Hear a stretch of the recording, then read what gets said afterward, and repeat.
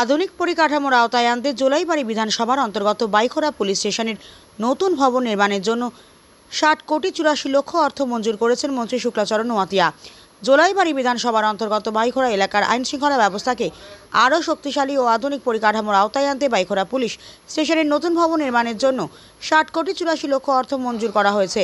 এই প্রকল্পের আওতায় নতুন ভবনের স্থান নির্ধারণ ও প্রাথমিক আলোচনা উপলক্ষে পরিদর্শনে যান এলাকার বিধায়ক তথা রাজ্য সরকারের মন্ত্রী শুক্লাচরণ নোয়াতিয়া।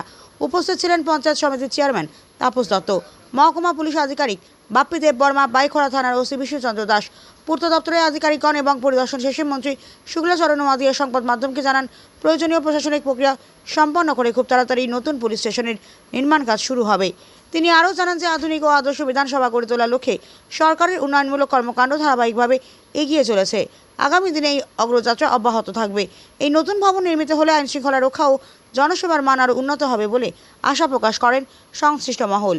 এটা আমাদের জোলাইবাড়ির বিধানসভা কেন্দ্রের অন্তর্গত এনটিআর জোলাইবাড়ি এলাকার বা জোলাইবাড়িবাসী এটা স্বপ্ন যে দীর্ঘ বছরের এটা পুরানো পিএস, সেটাকে নতুন বিল্ডিং, দুতলা বিল্ডিং, ডাবল স্টোর বিল্ডিং, পিএসের নতুন বিল্ডিং করার জন্য রাজ্যের মাননীয় মুখ্যমন্ত্রী উনি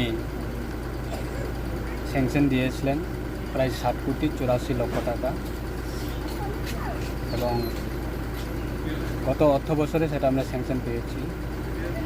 এবং সেটা নতুন বিল্ডিং করার জন্য আজকে আমরা পিডব্লিউডি কনস্ট্রাকশন ডিপার্টমেন্ট এবং পুলিশ আরক্ষা দপ্তরের সহযোগিতায় আমরা বাইখোরা পিএসে নতুন বিল্ডিং সেটা কনস্ট্রাকশন করার জন্য আমরা লোকেশন ভিজিট করি এবং ফাইনাল করি।